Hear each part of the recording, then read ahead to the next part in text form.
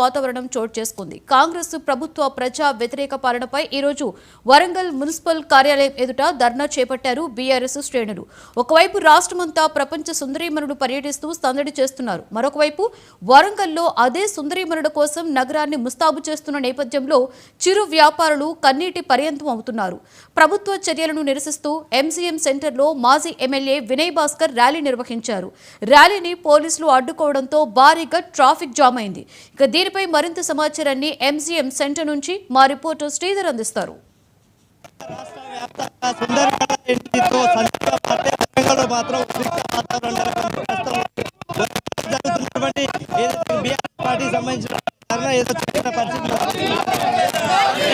పోలీసులు అడ్డుకుంటున్న పరిస్థితి మనకు కనబడుతుంది.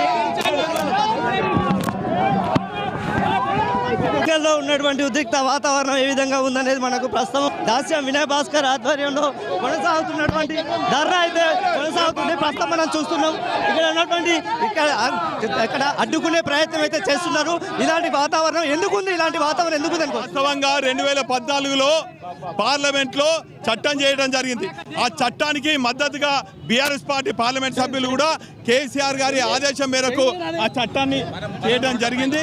మరి ఆ చట్టం ప్రకారము చిరు వ్యాపారులకు వ్యాపారం చేసుకునే హక్కు కానీ, చిరు వ్యాపారులు జీవించే హక్కు కానీ, వారికి ఆర్థికంగా చేయూతనిచ్చే హక్కు ఈ ప్రభుత్వాలు ఉన్నది. కానీ దురదృష్టవశాతం కేంద్రంలో ఉన్న బీజేపీ ప్రభుత్వం కానీ, రాష్ట్రంలో ఉన్న కాంగ్రెస్ ప్రభుత్వం కానీ మరి ఈ చిరు వ్యాపారులను దగా చేసే విధంగా, వారి పొట్టగొట్టే విధంగా మరి ఈ కార్యక్రమం చేసింది. కాబట్టి ఈరోజు చిరు వ్యాపారులకు అండగా ఉండాలని, వారికి ఉన్నటువంటి చట్టాల్లో ఉన్న హక్కులను వారికి కల్పించే విధంగా బీఆర్ఎస్ పార్టీ కృషి చేస్తుందని సందర్భంగా తెలియజేస్తుంది. రానున్న రోజు ఎలాంటి నిర్ణయం తీసుకోబోతున్నారు, ఇంకేం చెప్పబోతున్నారు అంటే వాస్తవంగా నిన్న మొన్న చూస్తే వందల మంది చిరు వ్యాపారస్తుల మరి వ్యాపార సముదాయాలన్నిటిని కూడా ధ్వంసం చేయడం జరిగింది. ఆర్థికంగా వాళ్ళని దెబ్బ కొట్టడం జరిగింది.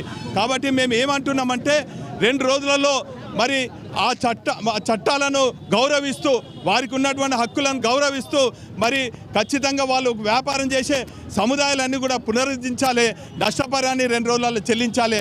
లేని ఎడల మేము ఖచ్చితంగా దశల వారీగా ఆందోళన చేస్తాం. ఈరోజు ఈ మేయర్ ఆదేశం మేరకు, కాంగ్రెస్ పార్టీ నాయకుల ఆదేశం మేరకు పోలీస్ మున్సిపల్ అధికారులు వివరిస్తున్నటువంటి తీరును మేము తీవ్రంగా ఖండిస్తున్నాం.